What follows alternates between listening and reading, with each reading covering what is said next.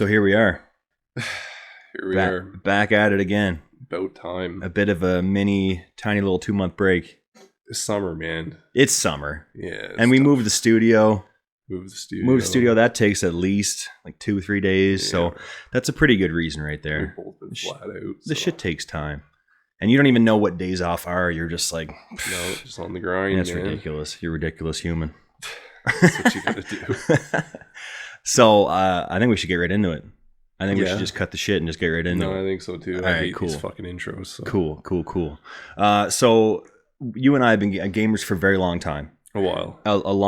As far as I know, a very long time. Mm-hmm. Probably since we were like two or three. And basically we know about recent years of all the shitty video game practices that all the developers and publishers use to get every little dollar out of us that they possibly can. Yeah. And I don't know if you saw this or not, but now sports cars, or BMW specifically, is starting to use those same practices. So they're going to have, so you might call it transactions, but I would call it more of like monthly subscriptions just to unlock certain car features. Yeah, I heard about this actually. So like heated seats and things like that are going to be locked behind kind of a paywall. So even though the vehicle can do it and you buy it at whatever ridiculous price it is, you can't use those features unless you sign up for a monthly subscription. Yeah, that's pretty stupid, man. And like one hand, like it works for if you're in Canada for the heated seats and stuff, you're not paying for 6 months out of the years. I suppose, yeah. But on the other hand, how's that going to be for like a 30-year-old car? Be like, oh no, we discontinued that. No more heated seats after 10, 15 years. Yeah, they update it with a software update and remove the fucking features. Yeah, you have to buy the new car. You have to buy the new Beamer to get heated seats. Yeah. Pulling the Apple approach, slow down the old version. But I think that's a little absurd. I mean, if you look at it monthly, it's $18 a month. So it's not in the States yet, but there's a couple different places that do have it. The UK and Germany, South Africa. But it's about $18 a month for just heated seats, not for like the bundle of the things that you might have to get. $18 a month for heated seats. Yeah, that's crazy. That's absurd.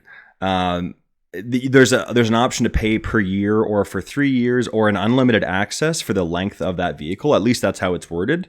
And that's $415. So if you think about it, that makes the most sense. Because sometimes you buy a new vehicle and there might be like, well, there's no heated seat in this version, but if you pay the extra package that's a $600 package or $2,000 whatever, then in that package you'll get heated seats. So really, if you're going to spend that much money on a Beamer, you might as well spend the $415 to have a lifetime supply of heated seats. Well, that might help with production too, because then all they're going to do is crank out the same cars. There won't be any of this. Okay, we're going to build 5,000 of these without heated seats, and 5,000 with heated seats. Yeah. So they'll just pump out 10,000 cars all with heated seats. Yeah, that's a good perspective. Yeah, I never thought of it that way. I mean, on the other end of that, it's kind of weird that companies like Kia and cheaper companies are making those things so standard, where like Kias are dirt cheap. And I'm pretty much every Kia now comes with like heated seat or like a small little luxury feature that used to be only in the expensive vehicles. Well, I had a 2002 Yukon. It wasn't even a Denali. It was an LTZ. So it was one step down from Denali with leather and all that other fun stuff. Mm-hmm. But it had heated seats. I didn't even realize they had heated seats in the 2000s, like early 2000s. Yeah, for sure. So, I think that's like there's some things that make sense because it actually has a traffic camera warning. So that's something that apparently they have to upkeep on like a weekly or monthly basis, or I assume daily if it's traffic warnings and all that kind of stuff. So for something like that where they may have to put more money into it, maybe it makes sense to pay a few bucks a month. But I mean, heated seats and adaptive high beams and things like that. I mean, I would just rather pay the whole chunk up front because you're going to do that for a certain trim anyway. No, it should be standard by now, man. Like for sure. Yeah. I would think so. And did you still haven't played Elden Ring? No, I haven't. Neither have I. You haven't tried it? No, but it's like, it's outsold. You know what? It actually outsold Vanguard. It outsold a Call of Duty game in the last it's been out for less time than Vanguard has. It had the best social media. It did. The social media on that game was the greatest. The memes and all the different trends. Everything. It was pretty cool. Yeah. And it really, exactly, word of mouth. Like, everyone just said, this game's great. Even if you don't like their other more difficult Demon Souls, whatever. It's, open world and it's super enjoyable. Apparently, they're listening because it sold, I think it's 13.5 million copies. That company's got to be just, cha-ching. Yeah, just ecstatic. Yeah. They've said that they've already their next game is almost done. They haven't revealed what it is, and they have several other projects on the go. But if they have another game that's almost ready, like clearly they're staggering their releases and they must have a pretty huge development team. Well, you kind of got to jump on it because I feel like over the years, gaming's like it's very trendy. So it's like Halo did good for a while, then it was Call of Duty, and then it was whatever other genre, Skyrim, and then it was back to Call of Duty. So it's like they're kind of on top right now. Oh yeah, absolutely. Yeah, so they're hitting that open world. Like if anything, something like Breath of the Wild kind of didn't really usher that in, but I think after Breath of the Wild, a lot of people were like, oh, like we can make an open world game that's just kind of super polished. Even if Breath of the Wild didn't have like a ton of end game content, super polished game. Yeah. There because of basically Elden Ring, there's this guy. Did you hear about the Let Me Solo Her character? Where this guy, for a certain boss, Melania, it was a very, very difficult boss at the end of the game, and he would let you kind of like join your game to help you beat this boss, and he would do it in a pair of underwear, and he would do it with a pot on his head. Okay. And his name, I don't know what his name would. He would just go by Let Me Solo Her. So anyway, he's killed that boss 2,000 times, and From Software has sent him a congratulatory sword and like a plaque and a bunch of like merch from the company because now he's helped so many people over 2,000 times beat this one boss. He's like an unsung hero. Exactly, yeah. There's a big following for him. Like if you go on Reddit or anything like that, like he has his own page and there's just like thousands and thousands of comments being like, either I need you to help me beat the boss Millennia, or you've helped me beat him 2,000 times. The dude must not have a job though. No, I wouldn't imagine. Holy shit! Like he's probably like a 13-year-old Asian kid or something. Probably, yeah. I mean, just staying on there nonstop. Yeah. There's the new season of Stranger Things. Are you all caught up on that? No, I'm not. No. Me neither. I'm a few episodes behind, but I've watched a few episodes of the new season. But 1.2 billion hours. It only came out a few weeks ago. 1.2 billion hours have been streamed of the new season of Stranger Things. I don't know what to compare that to for numbers. That sounds like a lot, but that's a lot of hours to be watching of one show. At least one season. Netflix, you know how we talked about last time that Netflix had lost a lot of money and a lot of subscribers. Well, now they've lost 1 million subs. So they lost like 200,000 and now they've lost 1 million. And now they've added this extra homes to your account. So instead of sharing your password, which they're trying to shut down on, if I share my password with you, you can use my account, but I'll have to add you as an extra home.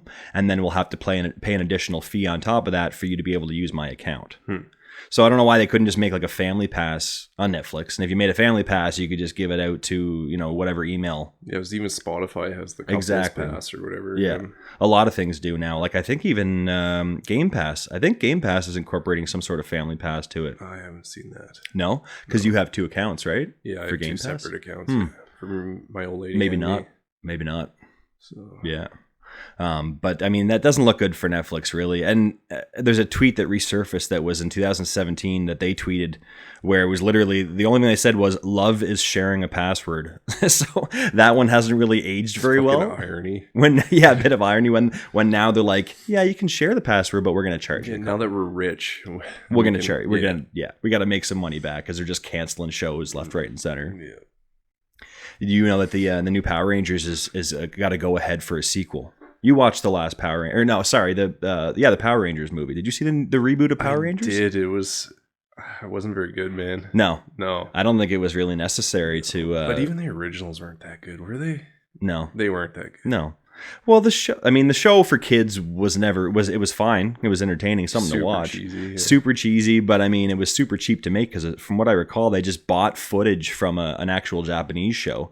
So when they're in the suits, those aren't actually the American actors. When they're in the suits and all the action scenes are happening and all the FX, that was a show that ran in Japan. And then a U.S. company bought the rights to that and then shot scenes with American actors to kind of to put in between that kind of stuff. I just feel like there's no need for a sequel for that. But if they were to make like a full CG, like get some good studio to make a full CG Power Rangers movie, you never know. They could probably do a pretty cool job with it. Yeah, Pacific Rim kind of killed that. That's true, yeah. Did you like the Pacific Rim movies? I did. Those are really good. 2 and 3 were tough. There's a third the first one. I think there's 3 now. I know I don't even know if I've seen the second, but I liked the first. The second one had a few cool scenes in it too, though. Yeah, the first one was pretty epic. It was a cool concept. Yeah, the first one I liked. Especially when he comes out of the ocean and he's got the fucking ship as a sword. Oh, man. That was cool as fuck. It was pretty cool. There was definitely some really good ideas that worked pretty well on that. But the intro for the original Power Rangers, I don't know if you remember that, and I'm going to have to look it up and blast it because it's... Do you remember the intro? And it's just shredding the guitars like... Oh my God, it was so good. Oh, it was perfect. Okay, I'll send it to you. Okay. All right, perfect. When we were kids, do you remember renting... Not just renting games. Do you remember renting game systems? Did you ever rent game systems, like go to a store and rent a PS2 or like a GameCube? Or was it just you'd always just go to rent? No, we'd just go to rent games. And okay. That was it. Yeah. So, do they have that? They had it, yeah. Yeah, they had it. It was Blockbuster or what? Maybe Blockbuster.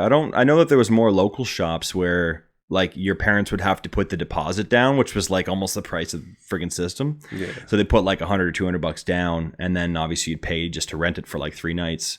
But I remember doing that quite a while ago, and I was wondering if you think game rentals, not necessarily going into a store like Blockbuster, but if digital game rentals would work in today's gaming landscape. Like you go on Xbox Live, you just rent a game for, let's say, 24 hours for whatever the price is set. I bet you it would work, but it wouldn't work in the favor of the developer. No, because you could easily make through a game that quick. Yeah. So I think the middle ground is like game trials where you could play the first couple hours for whatever, either free or like $5 or $10. Because if it's just the beginning and you lock it out after so many hours, but like if you had unlimited access to it for 24 hours, you could easily finish a game in 24 hours. Lots of people just speedrun games in fucking 4 or 5 hours. Yeah. It would work for games like Skyrim or something, like RPGs or MMOs or 100+ hours or something like that. Yeah. But once you get over that 10 to 12 hour threshold, it wouldn't really work. No, not at all. So, Dragon Ball Z. I want to talk about Dragon Ball Z. Okay, which one? Well, any of them. What I was wondering is, did you watch Dragon Ball Z? Not the originals, but I started watching the movies more. Oh, cool. As an adult. Yeah. So you like there was Dragon Ball, which was early 90s, I believe, and then Dragon Ball Z, and then that was a pretty long run. You didn't watch the Dragon Ball Z when you were... I remember some of the fights, like Cell and Vegeta. And Frieza was before Cell and all that. Yeah. Well, I was looking it up because I was curious like how much of an impact Dragon Ball Z made in gaming, and there's been 154 games related to Dragon Ball Z. 154? That's insane. Even the Super Nintendo had Dragon Ball Z games. I don't know if the NES did though. I don't remember if that. Any of them really any good though? A couple of them that were mostly fighting were good, a few of them.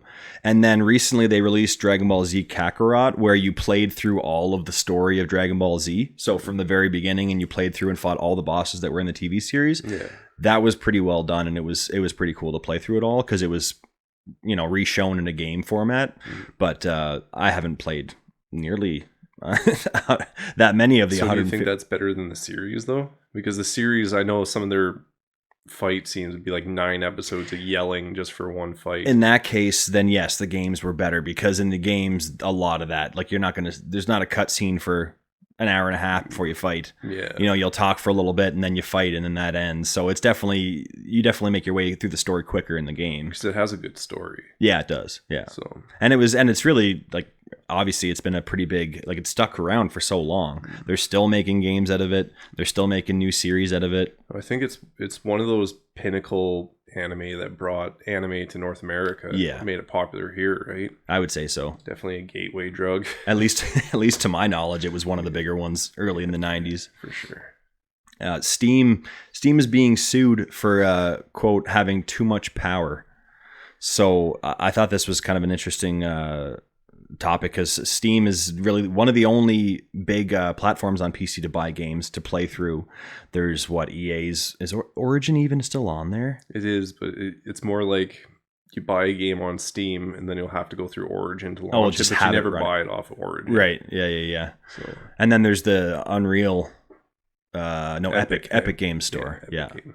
Well, the reason that they're being sued is because it's kind of a good point, but it's also kind of ridiculous because Steam takes 30% of every game sold. Okay. So if something's sold on Steam, no matter what the price, Steam takes 30%. And that's actually the same on PlayStation and the same on Xbox. I assume it's the same on Nintendo. But Epic Games Store only takes 10%. Mm-hmm. So this developer is suing Steam because really you're forced to go through Steam because nobody else has as big of a platform.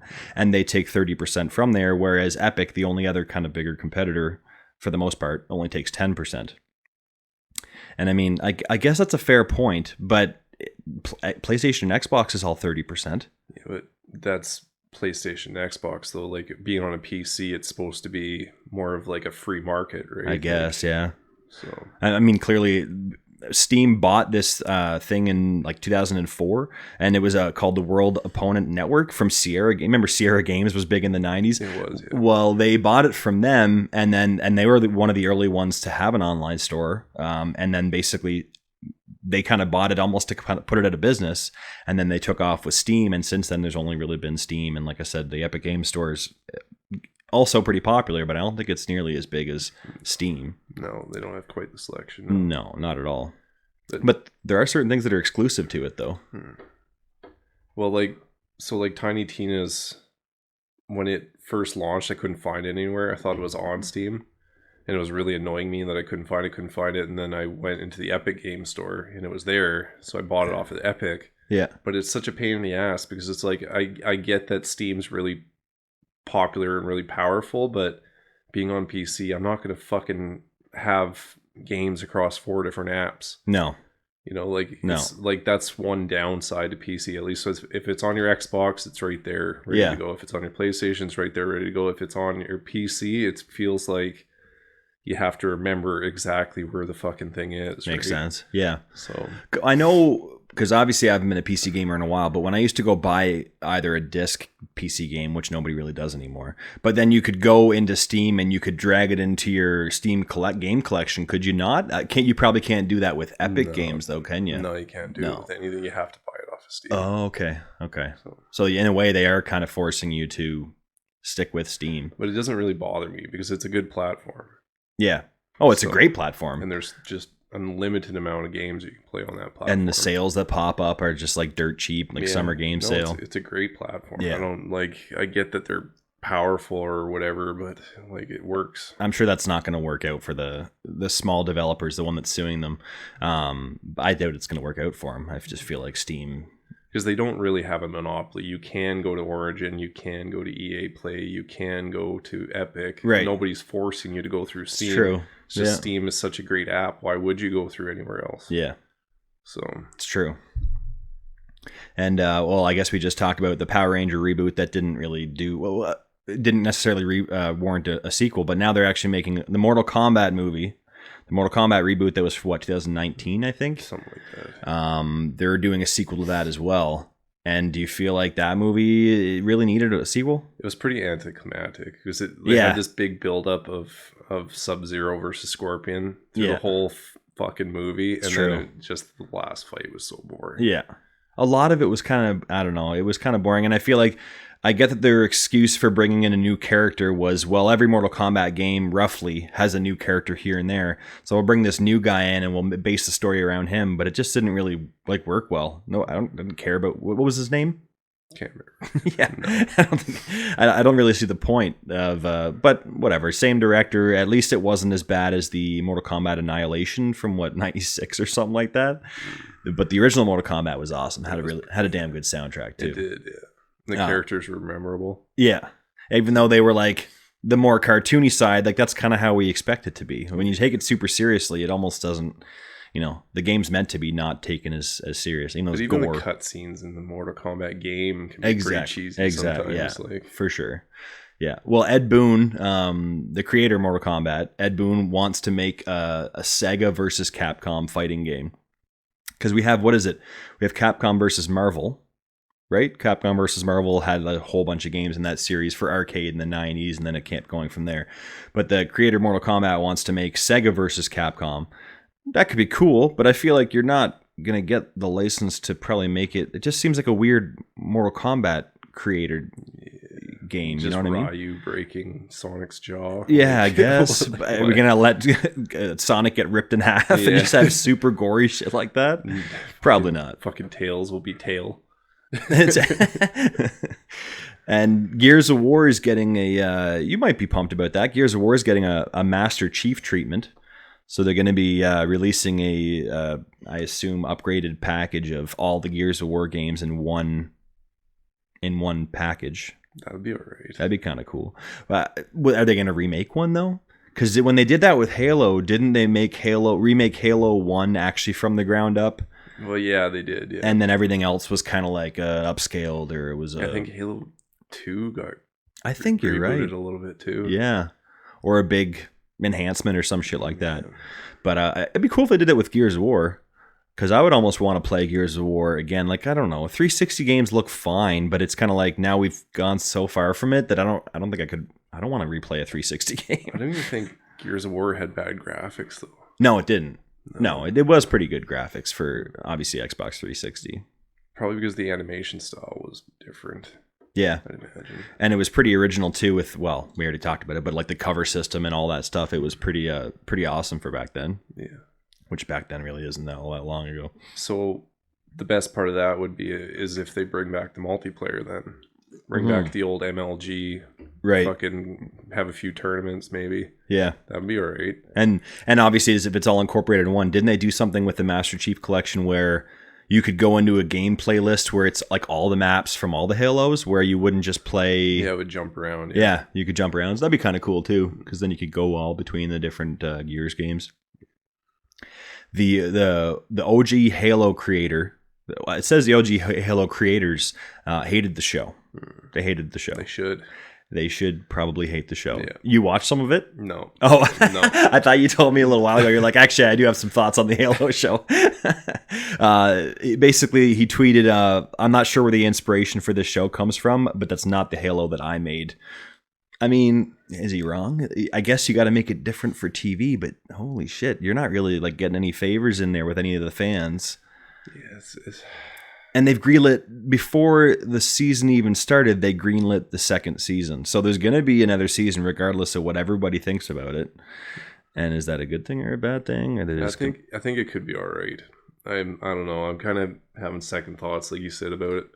I haven't thought about it in a while, but... Yeah. Well, I haven't watched it in a while. We talked about it last time, and I haven't... It's all up to interpretation. Like, look at the Sonic movies. So I finally watched the Sonic movies. Right, yeah. Both 1 and 2. Yeah. And those were good remakes. They were not original to the lore at all. Right. They weren't. But they were good. Yeah. So I don't know. Maybe it's just like we hold that series too close to our hearts. Maybe. Probably. Because sure, there was Sonic lore, but I mean, like the original Sonic couple of games, it's not like there was really that much deep lore to it. Yeah. And then they had the Sonic games later on that were all like critically panned because they tried to make weird shit like Sonic's kissing a real life redhead girl or something, and it's just like didn't really work. No. It didn't work in like a real life setting. No. And like as far as Master Chief taking his helmet off too, there is a lot of animated like Halo series. Like there's like the Halo Legends and stuff like that. And there's a few like where he CGI, takes it off, or even as a teenager showing him going through training, he doesn't have a helmet on. Okay, it's like if you're like whatever you look like at 14 is what you're gonna look like when you're 30. Yeah, same, at least similar same features and stuff like that. So, interesting. I didn't know that it was ever done before, even in the animated. Yeah, but they were children, right? Going through training. Yeah. So that's kind of how they got away with it. I see. Yeah, they're not going to show a kid wearing the full Master Chief outfit. Exactly. They didn't have the armor yet, right? Yeah. So. Yeah. Well, I mean, like you said, I have to keep an eye on it. It's one of those things where you'll just have to. I wish they were shorter episodes because I think they're an hour, and if your show kind of sucks and it's an hour, it's kind of a bit of a drag to just commit to an hour of like, this is fucking brutal. You know what they should do is just do a red versus blue. Yeah. Just remake, instead of doing the fucking Halo series they should have did a live action red versus blue. That would have been hilarious. Starting at episode 1. Yeah. Just a comedy series that evolves into action comedy. I'd be fine with that. Yeah. Still make it kind of gory and funny. All fucking 20 seasons of it, or however many seasons of red versus blue there are. They're not still going, are they? I don't think so. No, but I think it was only a handful of years ago that they stopped. Yeah, it was pretty short, but they started off as just this dumb slapstick comedy that was just hilarious and stupid, but it was like the total 2000s humor. Oh yeah. Yeah. Like, and it just took off from there and just had a big following, I assume, if there was that many seasons of doing it. Oh yeah, we were on Xbox 360 Live. Yeah. It was a big thing. If you were playing Halo 2 or 3, you're either red team or blue team. You like your whole Xbox profile was either red or blue. Yeah. Like, and now that would cost you like $80 just to make it a certain color in Halo Infinite. Oh yeah. Holy shit, could you imagine? So we got Modern Warfare 2 is coming out. Is it November, October? At the end of the year. November. And there's been obviously some footage shown, nothing shown of the new Warzone, because I think, again, they're going to release the game, and then probably a few months later, Warzone 2 will be coming out. So Warzone 1 gear and all the content you purchase will not transfer to Warzone 2. Yeah. Does that make you sad? I don't know how to feel about that. You've bought a lot of content. I'm not entirely sure how to feel about that, but on one hand, it sucks you're losing it, but on the other hand, it means the game should play better because they're not trying to do this almost like a cross-gen thing. Right. So yeah, and I'm tired of cross-gen shit. I hope... Have they said if Modern Warfare 2 is on PS4 and Xbox One? Or is it... I think it is. I don't think it's only on next-gen systems and PC. It should be. Like, I know. Why the fuck? It's been, 2 years now? Yeah. Well, a year and a half, almost 2 years, year and a half. By the time it comes out, it'll be 2. That's true. Yeah, that's true. So. I know, I'm getting tired of it. I don't know why we have to keep, like, I get that there's a huge player base, so they're leaving money on the table, but it's not really giving anybody incentive to want to buy the new systems. I mean, they're selling like hotcakes anyway, so I guess they don't really need much of an incentive. But I think that it just holds the game back. Like the new God of War, which finally has a release date, and I'm pumped for that because now it's November. And I can't wait to play that, but that's still has a PS4 version. So I feel like I'm going to be playing it on PS5. It'll be fun and enjoyable, but I'm going to be thinking like, well, shit, what could they have done if this was only on PlayStation 5 or PC, you know what I mean, on PC? It's got to be frustrating as a developer. I would think. Cuz like if you're a video game developer, I imagine you just want to make the greatest and best game ever, and then you have to use old gen. Yeah. Yeah, exactly. I would think that they're being held back. And in some cases, even though Xbox makes it pretty simple for like upgrading, Xbox nailed it with the smart delivery system or whatever it's called, that you can just put in your Xbox One game into your Series X and it downloads and installs the Series X version. Whereas PlayStation 4 to PS5 to upgrade, a lot of that stuff's pretty fucking cumbersome. That's okay. That's okay. The Xbox co-creator, did I say no? I think I said the Halo co-creator for the show. So the Xbox co-creator is worried about Game Pass. He thinks that Game Pass is not. He said it's basically a great deal for the customer, but it's not necessarily a great for the industry. Oh, yeah. So I can like Game Pass is great, but really his comparison was, well, if you look at something like Spotify or if you look at something like Apple Music, where you're paying a monthly subscription to access the music, but no one's buying albums anymore. Yeah. Like, for the most part, no one's buying albums. So if eventually it keeps going that route, does that mean no one's going to be buying games? Or does it mean that, you know, we're only going to have a subscription just to use it for X amount of months and then it goes away? It could hurt the developers in the end. Yeah, but like artists are getting rich quicker than they ever have before, though. Like, yeah. What the fuck is like? Maybe Xbox itself might not be making that much money, but look, you can just make a podcast and make millions if it pops off. Like, yeah. I suppose that's a good point. I mean, the what's his name? The Take-Two guy. Well, obviously they run Rockstar and all that, and he agrees that launching AAA games on a subscription service isn't financially viable. So that's why like Sony, even though finally now Sony's answer to Game Pass is live, so I have it, and it's like 600-700 games of PS3, PS2, PS1, you know, PS4 and PS5 games, all that kind of crap. They're not going to be launching any of the AAA games day one on PlayStation Plus Premium or whatever the hell it's called. And that's like Xbox's whole model right now. Is like every time they have a conference and they show off a game, after the game, you know, this is Game Pass day one. After the next game, this is Game Pass day one. Like every single game that they're announcing is basically they're putting on Game Pass. I would think it's still got to make the developer money. I think so. It has to. Might not be throw $100 bills off your mega yacht money, but it's still got to be keeping the lights on, I assume. And if it's super popular, like, I just wonder if Microsoft pays them a flat rate and says, okay, we have access to your game for 3 months, 4 months, here's your flat rate. Or as soon as someone clicks download or clicks play, do they then get like 20 cents or do they get like a $2? You know what I mean? I wonder how that works. Obviously, there's no way for us to probably ever figure out how they do that system. Or maybe it's just like even a percentage of whatever Xbox makes. Monthly, so or 20% of your player base on Game Pass is playing Halo, then maybe Halo takes home 15% of the income, or right. I don't know. Yeah, it could be any number of ways, really. Video games, our precious video games, are under attack again. Yeah, by basically by the New York governor. So there's been a lot of shootings. That's not really news. That's just a regular. That's just a regular thing. That's just America. That's just America.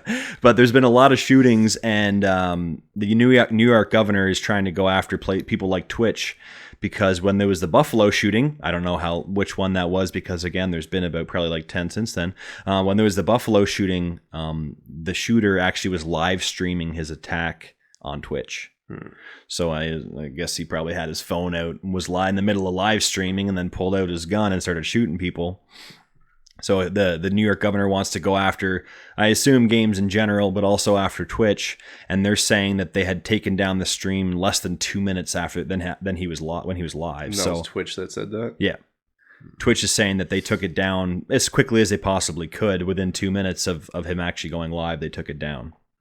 So who knows where that's going to go? It's always let's blame video games instead of actual gun control or anything like that. Or just start beating your kids again. I mean, I guess if that's a solution, a bag of oranges or something. Yeah, it doesn't leave bruises. Oh man, that's terrible. A little bit of discipline. We can't be saying that. No, but it works. But I mean, like that's. The Canada doesn't have that big of a problem. I realize that we just actually kind of crazily enough just had a shooting in BC. I think it was yesterday, but we don't have it to this degree. Like there's probably been like 100 US shootings this year. And they probably got to figure out their gun control instead of blaming it on video games, instead of blaming it on Twitch. They should maybe take a look at how their gun licensing works. Yeah, their gun, but Canada's getting pretty extreme though, because they're trying to take all of our guns, and I think we have a happy balance as it is. I agree. Like it's not easy to get a rifle. Like it's really not. Exactly. So and that's why I don't know why we have to change anything, because for the most part we've got it pretty, like we don't have a lot of shootings. It does happen here and there, but the US, it's all the time. Why doesn't the US just try to do kind of like what we do? And not where we're trying to go with it, but where it's been. You can still let people have their guns. Let them prove that they can be safe. It's such a touchy subject. I know. Because America has a lot of the fun stuff too. Because like shooting's fun, right? Like going to the range and building an AR platform with all your red dot sight and all this other cool shit. Silencers. Like even silencers in the States, like they're hard to get hold of, right? In the States? Yeah. Yeah. So like... I don't even think you probably can't even get silencers in Canada. No, can you? Not a fucking shit like that's illegal. No. Yeah, like even to get a pistol. So if you have a restricted firearms license here in Canada, like the old man's got a pistol and he has to phone the cops every time he wants to go to the range with it. Oh, really? Yeah. Huh. So, and it's obviously not like that in the US. I think that's how it works. Yeah, I'm pretty sure. That sounds kind of familiar. Yeah. And like I'm not even a guy that really, and guns are cool. I've gone and shot a few guns a few times, and I don't think there's any reason that we have to change things here in our country. It seems to be going just fine. But the ridiculous thing is taking a step back and going, you know what, actually, I'm pretty sure it's violent video games. I'm pretty sure the violent video games and Grand Theft Auto and whatever are what's doing this. And it's like, no, just kids that aren't all there in the head, that you allow them to have a gun and buy as much ammunition as they possibly want. That's probably where your issue, your issue. Anywhere. Yeah, exactly. So IGN, this was at the end of the year, but every year IGN does a top 100 games of all time. And I thought, without listing off every single game, because that would be 100 games, I figured we'll look at the top 5, and see out of all those top 5, how many have we played? Just looking at them, I'm sure we played all 5 of them. And if they're not deserving of their top spot. So number 5 is Super Metroid. 4, A Link to the Past. 3 is Portal 2. Super Mario World, and Breath of the Wild is number 1. See, I went through that list too, and it's so, like, how did they do that list? Like, no idea. I don't know how they came up with that list. No idea. That's a weird, like, it's pretty Nintendo biased. At least just if you just pull out the top 5, and like Nintendo makes great games, nobody's arguing that. But I think it's a little bit Nintendo biased to put 4 of the 5 top games. It felt really pretty kind of biased. It did, yeah. That's what I thought. And I mean, like, Breath of the Wild, sure, you could argue that Breath of the Wild is in the top or the top 5 or whatever. I mean, the story isn't amazing, and there's not, like, it's not. But Super Metroid and Super Mario World being number 2 video game of all time. Yeah, I don't know, man. That's kind of a weird. So they must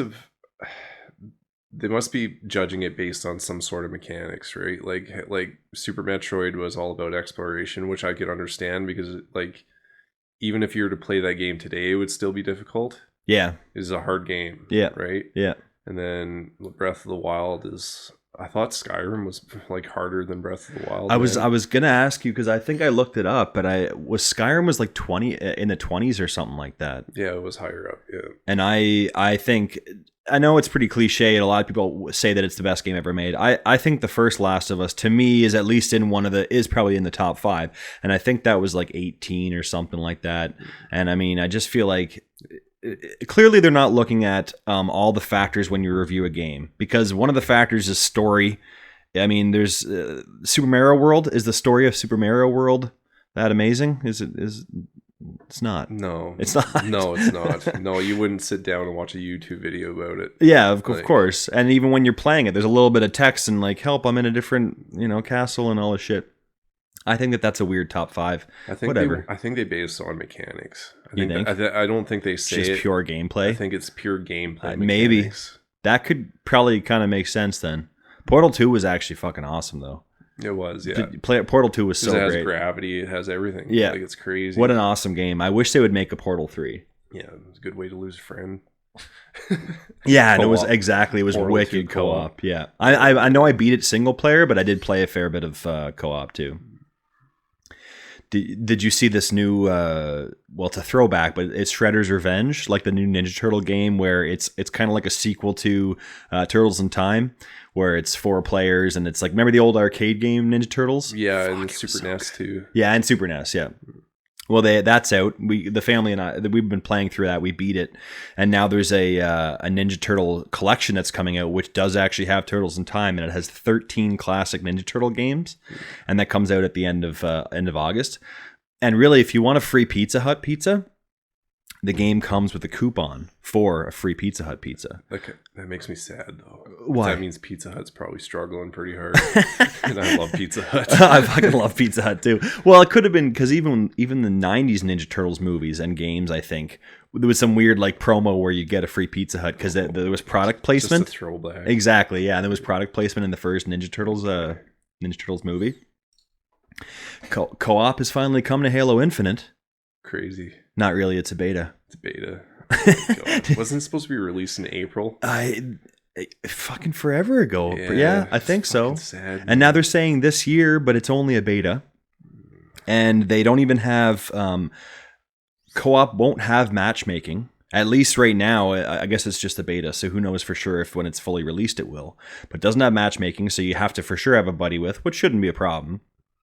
But the beta also doesn't include local co-op. So you can play the beta for Halo Infinite co-op, but only online.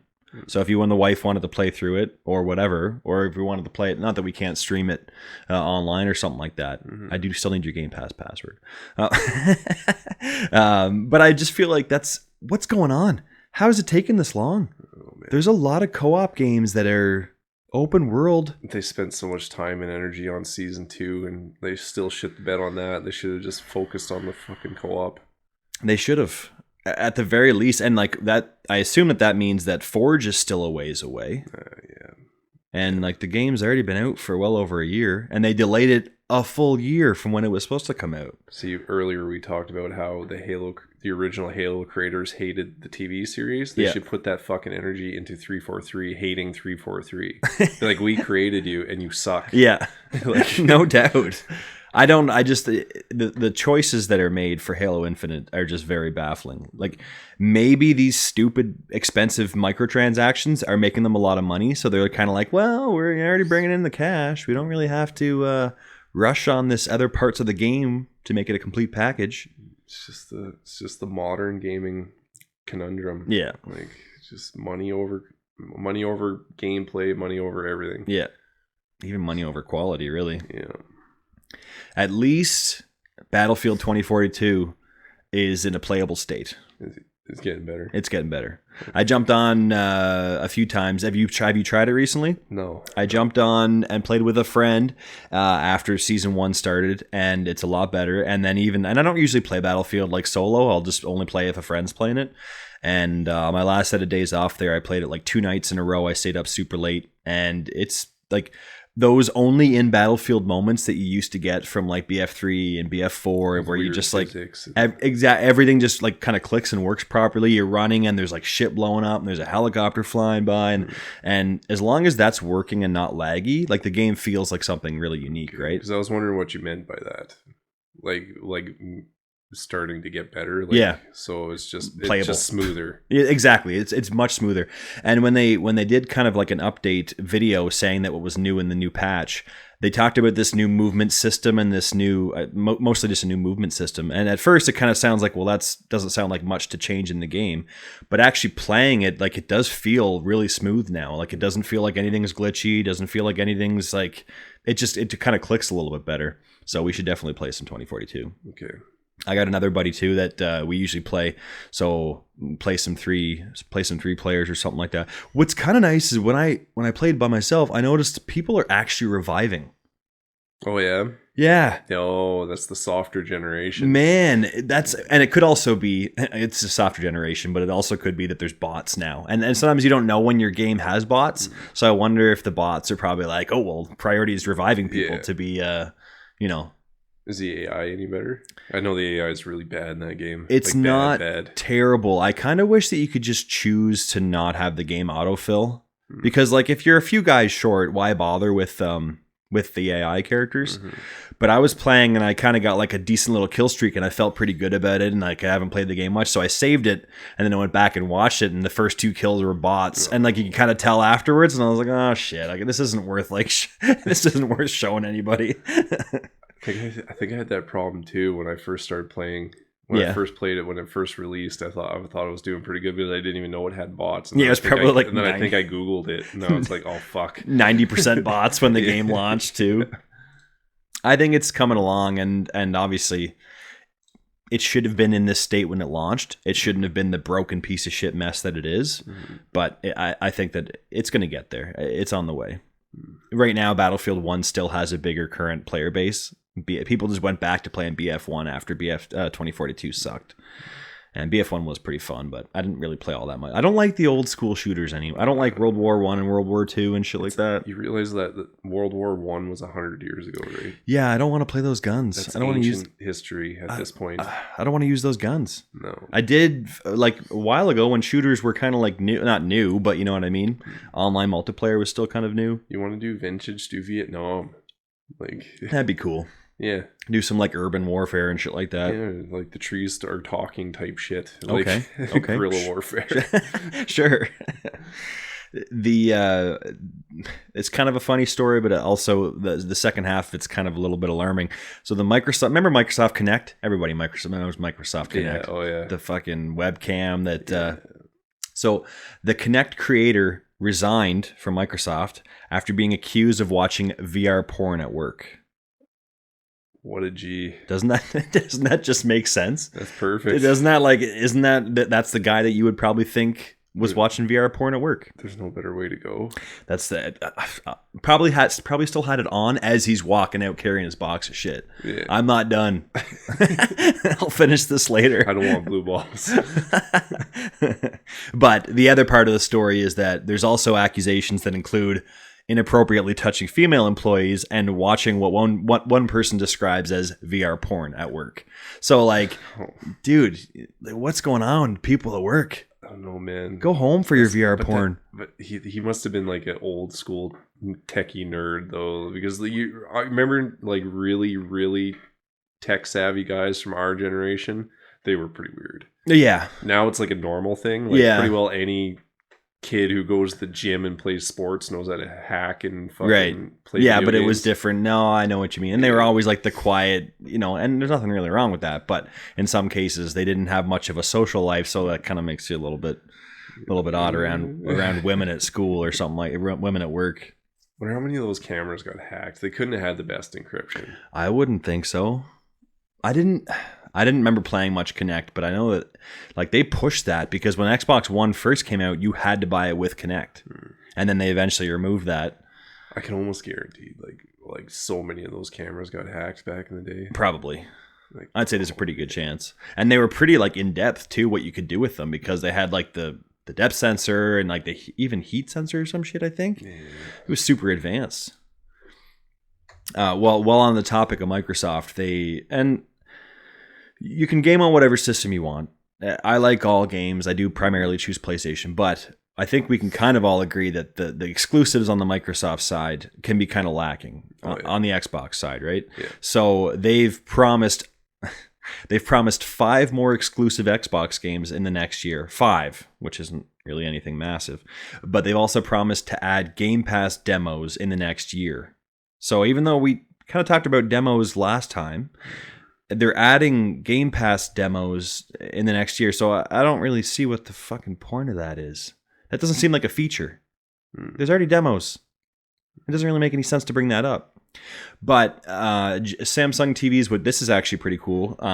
I thought it was going to be a little device that you had to buy to plug into your TV and you could play Game Pass.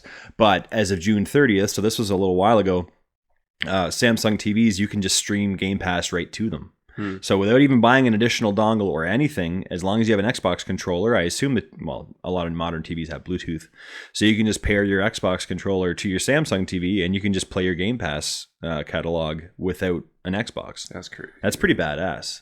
That's pretty cool. That's pretty cool, man. I know. Because you could be traveling or whatever. You don't have to lug a fucking Xbox No, around. just bring your controller. Yeah. And as long as the internet's, I assume, half decent, then you'll get a good... And your hotel room has a Samsung TV. Yeah, true. Or, I guess that's true. Well, if it's Airbnb, at least you can usually choose, like, look at your Airbnb and be like, okay, that's a Samsung TV. I'll take that one. Yeah, if you're on a 30-day business trip, man, you gotta have an Xbox. Yeah. Or gaming at all in general. Yeah. So Honda and Sony are teaming up to make electric vehicles. Honda and Sony are teaming up to make electric vehicles. Oh, that'll be interesting. That could be pretty interesting. I mean, that's kind of cool. Yeah. Like Sony, I don't think should really go into it on their own because you can't, like a tech company, well, I can't say it would never happen, but a tech company going into a vehicle or automobile industry without having any like infrastructure of factories and building a car or a vehicle or whatever. So basically Honda would take over the powertrain. They'd worry about getting the power, but I think maybe Sony would be responsible for all the software part of it. Right. Because like Teslas have all these cool little weird features, bells and whistles. And stuff. Yeah, big time. So, yeah, that could be kind of cool. They're aiming for 2025 release. So I mean, like that would be neat. Like Sony sometimes drops the ball on software. Do you remember all the F-150s? Like last generation's F-150s that had Sony for the touchscreen. It was Microsoft Sync, but I'm pretty sure maybe it wasn't Sony. Maybe it was Microsoft Sync's software, and it was junk. It ran like shit. Yeah, I don't think it's Sony. No, maybe it wasn't. Trucks have Sync in it too. I think it was Microsoft. Maybe that's Microsoft themselves. But it was Sony speakers in like the FX4 or something like that back then. That Microsoft Sync is junk. Oh, I know. Yeah, it was terrible. I don't know if the newer Fords are any better, but this rumor goes all the way back to 1994. It's pretty cool that this was like a big fandom thing. I don't know if you knew about this rumor, and like I don't think I knew about it in 1994 because I was 7 years old back then. Yeah. But Sonic 3 for Sega, Sonic 3 apparently had Michael Jackson do some of the soundtrack for the game. Okay. So he worked on the soundtrack for the game, and then it was released. And the thing was, he was never attached to it. The composer and all that, it was never said Michael Jackson anywhere on there. And it was assumed that he did work on it.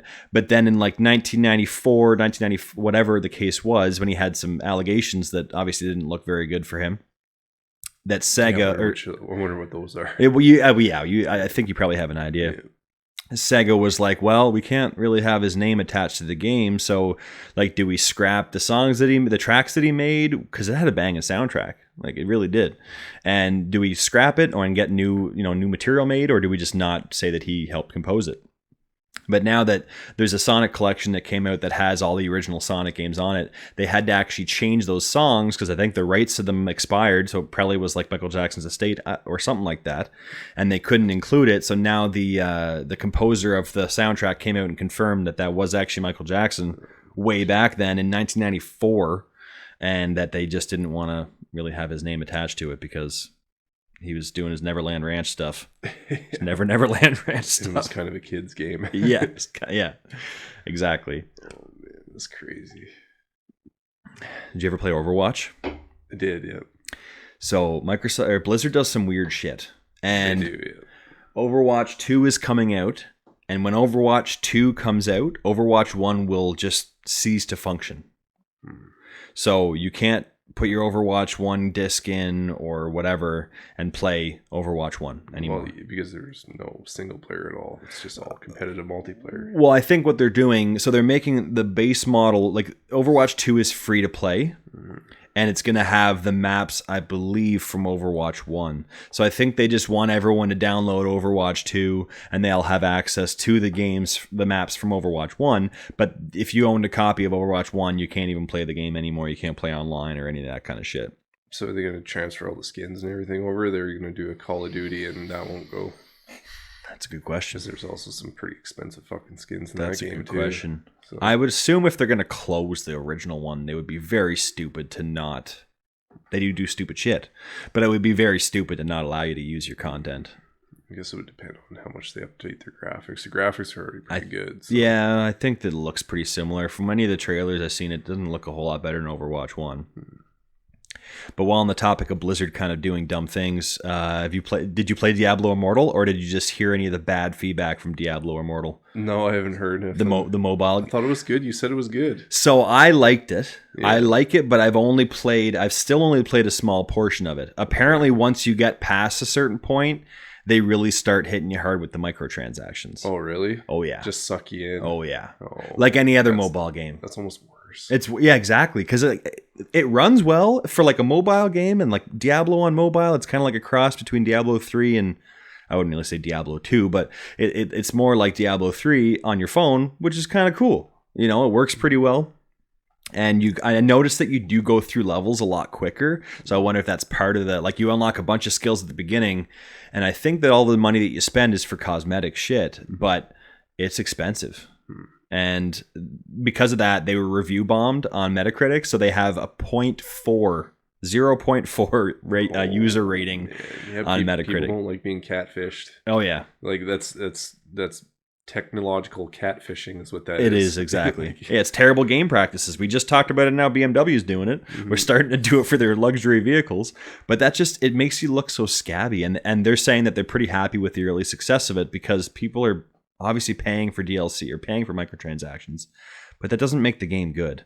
Like, make the game, and what kind of bothered me too is I saw that they already have season 2 available for Diablo Immortal. So they're doing seasons like everyone else, but literally the game came out like a month or two. Like, it wasn't out. I don't think it was even 2 months ago. And usually a season in Call of Duty is what, like 90 days. Oh, okay, like, yeah, it's 3 months or something, yeah. Right? But to have season 2 already, like, the game's barely even been out. It's a little bit absurd. I feel like Blizzard is. Hopefully Diablo 4 gives them a bit of redemption, because Diablo 4 is looking pretty badass.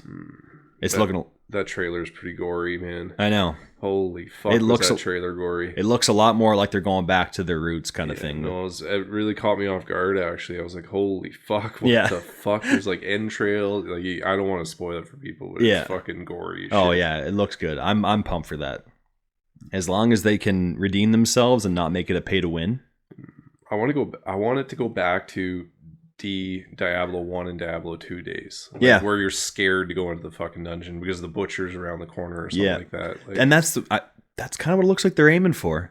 So hopefully it's a hit and not a miss, because the Diablo 2 remaster, and I know and a lot of people did kind of shit on it, but it's pretty good because Diablo 2 was fucking classic. Like, Diablo 2 was great. And the remake of it is pretty damn good too. But this Diablo Immortal is not a good look for Blizzard. So how would you make that scary though? Because we're so fucking desensitized to that type of shit now. Like the only type of scary games out there now are like Amnesia and shit like that, where it's like really fucks with your head. And there's Dead Space, but those guys that are making a spiritual successor to Dead Space, because they're remaking Dead Space, but those guys that originally made it are making Alpha Protocol. What the hell's the name of the game that they're making? But it looks gory as hell. It looks. So you got to get rid of the top down and go third person. I think so. Yeah, I think so. So.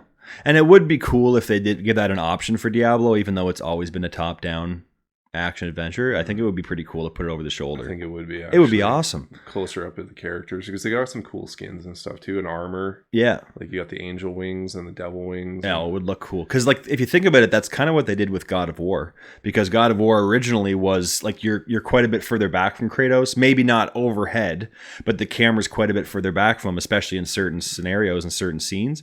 Whereas the the God of War 2018 is like literally right behind his shoulder. Like you almost can't even see enough of but fuck, that's a good game. Yeah, that would make everything feel fresh too. Yeah, because like we're pretty used to seeing Diablo himself and all of the demon princes and all that other shit. Yeah, and then what was Lilith is coming back. Yeah, so like it would be pretty fresh to see it a little closer up. I think so too. That'd be cool if they incorporated that, because now they're putting something super new, which is you can actually create you can actually change what your character looks like, not just your armor, but you can pick like hairstyle, skin tone, tattoos, and all that kind of shit for Diablo 4, which gives it at least a little bit more of like your own character, not just picking on Amazon and she looks the same as that person's Amazon. So that's kind of cool. We talked about this a little while ago, but you were saying when the newest Borderlands came out and you bought it, and then literally a few weeks later, I think it went to Steam for like half price or something like that. It did, yeah. So there's like 2 months later or something like that. There's a lot of sales that happen, especially in the summer. Like Steam has a big sale in the summer. Both PlayStation and Xbox have a big sale. Do you think that it's even worth it to buy a game on launch day for, in Canada, $70 or $80, or to wait a month or 2 or 3 and get it to drop in price because you know there's going to be a sale? Well, it's not even like the sale and stuff. It's it's just even the state that the games are fucking dropping in. That's definitely a good point. Like I pre-ordered Battlefield 2042 and it turned out to be shit. Yeah. Like bought Cyberpunk, it turned out to be shit. Like it took a year before Cyberpunk got good. Like, oh, I know. Like just, and even so, like games like Call of Duty, it might be better, right? Yeah. Because you want to stay competitive at multiplayer. But then I thought about it. I had friends who jumped into Modern Warfare and Warzone like a year and a half after it dropped, and they're still better than some of my friends who have played that fucking game since we were teenagers. Right. Yeah. So some people are also just naturally like ridiculously good at it. That's what I think it is. If you're good at it, you're going to get good at it right away. If you're not, you're not. Like, like, so I just don't see a fucking point in it, man. Like, I don't really either. Unless you're doing fucking reviews or YouTube or whatever, right? Like, yeah. What's the fucking point? I don't really know what the point. I just feel like, especially Nintendo's kind of like the crappy side of that, because Nintendo rarely puts their games on sale. They'll have a game that's out and it'll be out for like 2-3 years or even longer. Like I'm pretty sure Breath of the Wild is still full price, and that was a launch title for the Switch. Yeah, that just kind of makes them dicks for just never putting stuff on sale. I thought last time we spoke that there was a leak for Titanfall 3. So apparently what this is actually going to be is that there's going to be an Apex Legends single player FPS. Okay. So I don't think it's going to be Titanfall 3, because they actually said afterwards that that it's in the Titanfall universe, but that there's no plans right now to expand on Titanfall, but there is plans to expand on Apex Legends. So they're gonna put Titans in Apex. Hopefully, that'd be kind of cool. That'd be pretty badass. Yeah. Super squeaky chair. Would that be right though? What? The Titans are pretty overpowered though. That's true. So well, it's also a very different type of game. Like one's more of a hero shooter, and the other one is like not necessarily action. Like you have the bots, but they're basically like slightly different. There was 3 or 4 or 5 different Titans that were like one was faster and had better whatever melee or something like that. Heavy armor and stealth. Yeah, and all this other stuff. Yeah.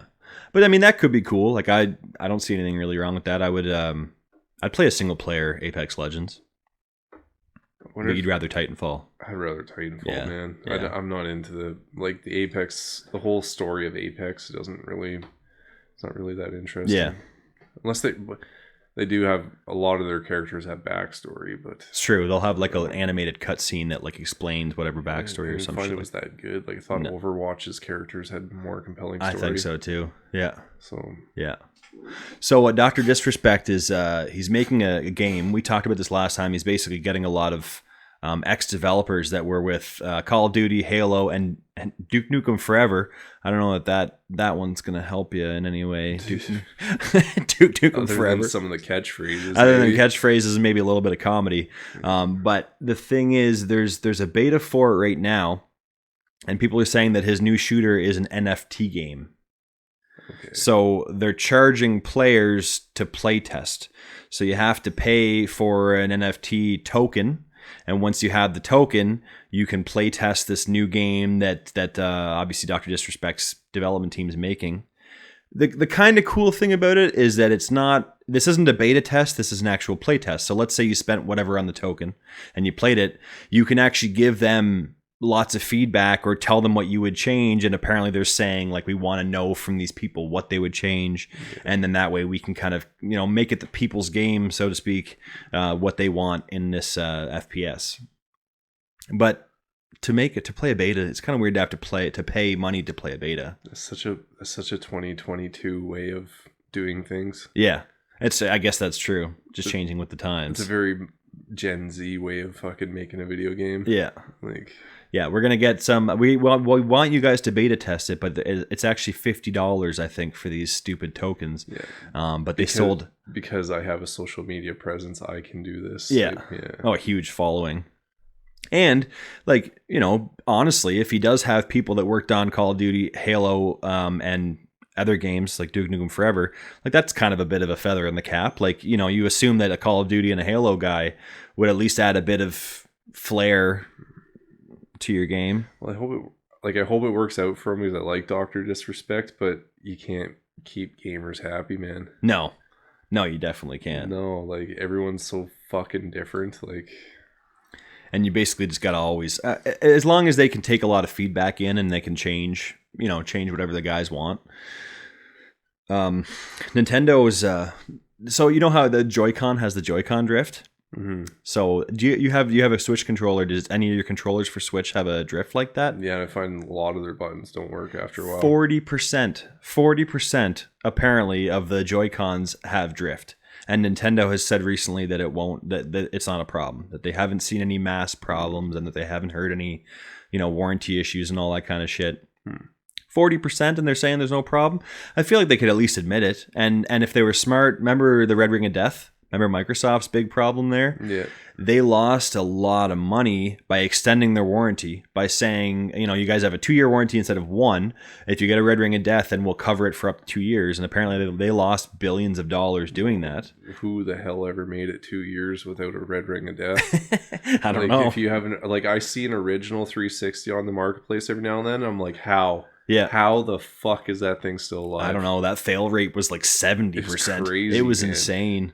I had a buddy that had one in the Red Ring of Death. There was always these ways you could bypass it. Like you could make it overheat because then it would kick in. Do you remember the weird shit like that? I think he took his apart and he put it in a bunch of blankets and put it like pillows and blankets under it, so it got really, really hot, and then it would kick in and actually work properly. I don't remember. I don't remember exactly. Just force the fan to work. Yeah, something weird like that. The OG Skyrim has a multiplayer mod. So it's got like, I think it's like 100,000 downloads or something. But you can go play Skyrim on PC, the original game with the original story and everything, co-op with multiplayer. Online. Yeah. That's crazy. Would you do that? Took over a decade to get exactly what we wanted. Yeah. Would you go back and... I mean, you got to mod it, so it's probably not going to work. Like, it's not going to work flawlessly. Would you play through it again with... It might be interesting to do with a friend, actually, because your different builds and stuff, it would feel more like an MMO. True. Oh, for sure it would. Yeah. Why wouldn't they have just added that? They've re-released that game 20 times, and they can't just make it co-op or multiplayer? Oh, that game had so many bugs, though. It's huge, man. It's Bethesda. I don't think anyone's ever done every single thing to do on that game. Probably not. Probably not. Well, then again, you never know. Some guy's got like 10,000 hours. True, yeah. I've killed every single person. Been playing it for the last 14 years. Yeah, nonstop. So Skate 4. We talked at one point. Well, I know you said you used to like the Tony Hawk games. So I'm a big fan of these EA Skate games, and Skate 4 is coming. They don't have a release date or anything like that. And this is EA we're talking about. So this is both a good thing and a bad thing. But Skate 4 is going to be completely free to play. So when I want to force you to play a skateboarding game with me, and when I want to force anybody else to play a skateboarding game with me, they don't got to spend $70 on it. It's free to play. But that could be a bad thing because it's free to play. Because there's going to be like, buy a skateboard for $10, buy a hoodie for $2. Yeah, or you could only play on this shitty map. Yeah, spend $20 on this other skate park. Peasant zone. They better not, if they do it right, and it's kind of a smart move because Skate had a big following, but probably didn't make them a shitload of money. You know what I mean? And if it's free to play, then at least everybody can jump in for free. But it's EA we're talking about, so the EA's Anthem hit a new low. It's a separate topic, but also on EA. Remember Anthem? Anthem hit a new low of 99 cents at EB Games. Oh, brutal. So you can go on EB Games and buy a copy of it for 99 cents. What's even crazier is I decided to check on the PlayStation Store and on the Xbox Store, and they're still full fucking price. Really? They're still $60. Oh. So how does that... And they've shut down the services for those games, and there's no more updates or anything because they were dead in the water. So how the hell can EB Games sell it for 99 cents and it's still full price on the fucking game store? Oh, man. That's absurd. It's pretty crazy. I think BioWare... do you think BioWare can recover from a basically a hat trick of flops? I want to believe so because I love KOTOR, and they were originally an Edmonton company, right? Yeah, so they're pretty local. I think they still do have a development team. Are they still in Edmonton? I thought so because when I was reading a bit on this about Anthem, I thought that it said that Anthem was also made in BioWare Edmonton. Yeah. But they've had a couple of flops. Anthem, Mass Effect Andromeda was a pretty big flop. Yeah, it was pretty well. Mass Effect Andromeda was one of the first games I played where it like hurt my head to play it. Oh, really? It was fucking weird, man. Huh. And I actually didn't play it. And I'm not the biggest Mass Effect fan, but they're pretty, I can see like why they're awesome games. I think the second one is the only one that I actually finished. But then they also had Dragon Age Inquisition, which was kind of a bit of a fail too. I like the idea behind Dragon Age, but it's really intimidating. Yeah, like you get into it and there's just so much fucking stupid shit you got to do. And it seems like a weird battle system too. Like I don't know, I only played a little bit of Dragon Age. Overhead command and stuff like that. I mean, I guess that works, and like a lot of games like Bethesda will have stuff like that where you can freeze and choose your target or whatever. And old Final Fantasy games were all turn based and all that kind of shit. Like when I played it, I didn't really use it. I just played it more like your standard. Yeah like so RPG. you don't actually have to use it, I guess. Then no. There's a couple of different Smash, I would say, kind of copycats, but there's a couple different Smash games that have come out lately, like Smash Bros. And there's one that's coming out called Multiverses, and it looks kind of cool. It's going to be free to play. Kind of a weird range of characters in it. To begin, there's going to be Rick and Morty, which is like I'm kind of a little bit sold. If you have Rick and Morty in like a platforming beat 'em up, that could be kind of cool. Yeah. And then Batman and Harley Quinn, which is, a given. You get some DC characters in there. And then Arya Stark from Game of Thrones. Kind of a little bit out of left field for that one, but whatever. Okay. Bugs Bunny, the Iron Giant, and of course, LeBron James. How the fuck did they get licensing for all that? I don't know. It sounds like it's almost like the Looney Tunes crappy sequel that they had with LeBron James, and they brought in a bunch of random cameos in that. Okay. So this must be a similar situation. I think it must be Warner Bros, right? Because Warner Bros does DC movies, and I don't know. But it's going to be free to play, and there's a beta going on right now. It could be interesting. LeBron James in a Smash game. Yeah. So it'd be like 50 Cent back in that fighting game years ago. And what was it? Xbox and PlayStation 1. There was 50 Cent in a fighting game. Yeah. Well, there was 50 Cent. Was he in the Def Jam fighting games? Oh, Def Jam, yeah. Was he in those ones? Because I know that 50 Cent had his own 50 Cent Blood in the Sand and Bulletproof. There was two PS2 and Xbox games. They were pretty bad. But at the time, you're like, fuck yeah. Yeah. Playing as 50 Cent is sick. My buddy would have loved that. There's the PSVR 2, which is, they're releasing a few more details on it. I thought this was pretty neat. I know we already talked about it a bit, PSVR 2. You can actually turn it to basically like a see-through mode. So it has cameras on the outside of it for sensors and all that kind of shit, right? To know where you're moving and all that kind of crap. But you can actually hit a button or choose a settings so that you can actually just see through your headset while you're wearing it. So if you put your headset on, you got to find your controller, you got to find something, or you got to answer a text or do whatever. You can just keep that bad boy on and hit your little button, your little see-through mode, and then you can actually see through it and see your entire room while having your headset on.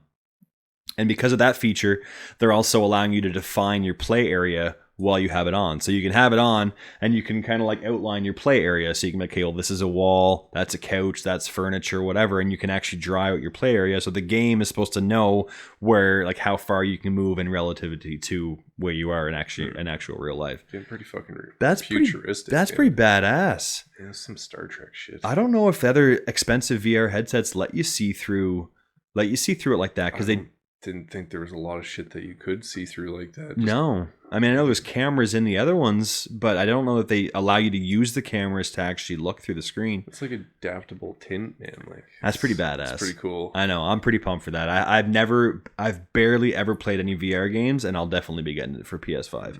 Why the hell not? Man, VR is so close to becoming epic. Like it's like, I know. It's almost sad that we're getting older, because I would have loved to be a kid with VR, man.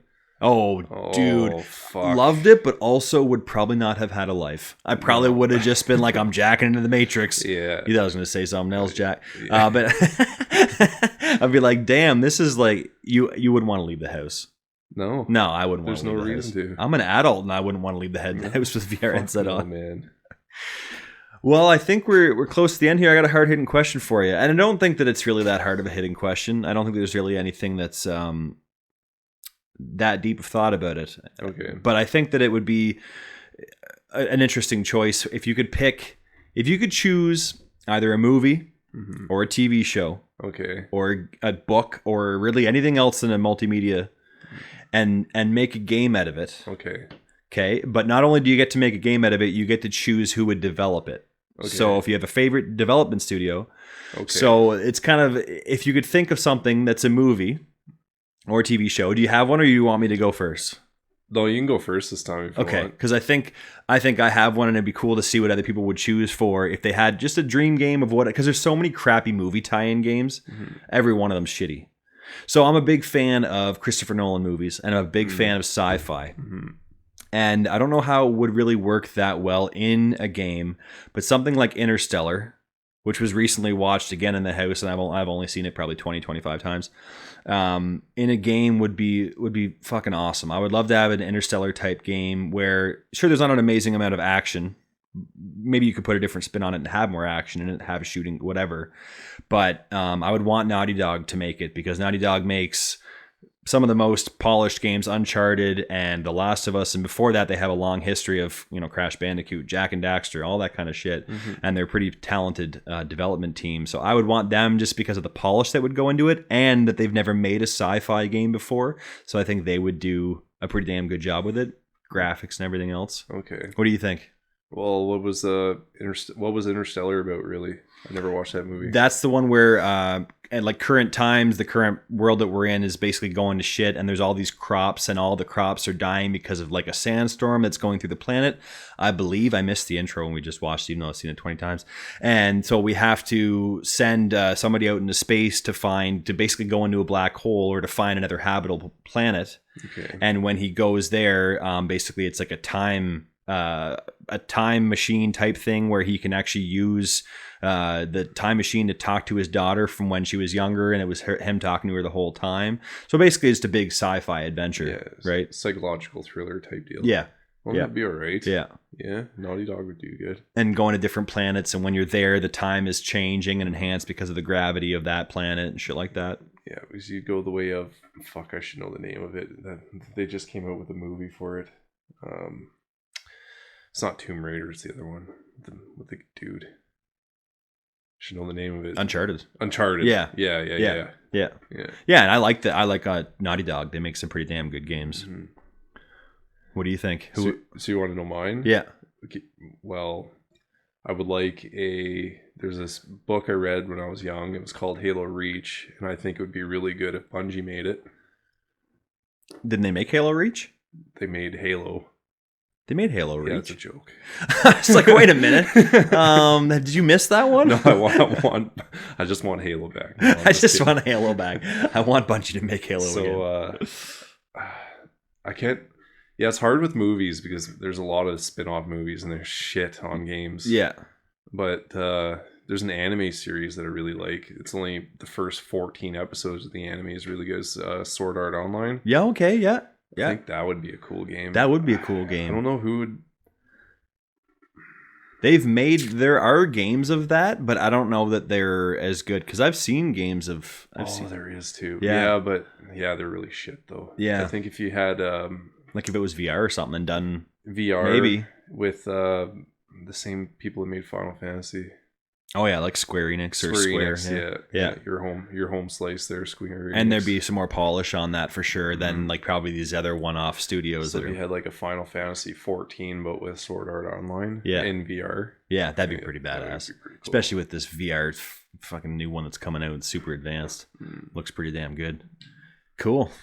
Well, man, it was good meeting up with you. Yeah, after 2 months, we'll get together a little sooner than this. Hopefully, our next days off line up and we can make it happen. Fuck yeah! Right on. All right, man. Well, I'll talk to you in the next one.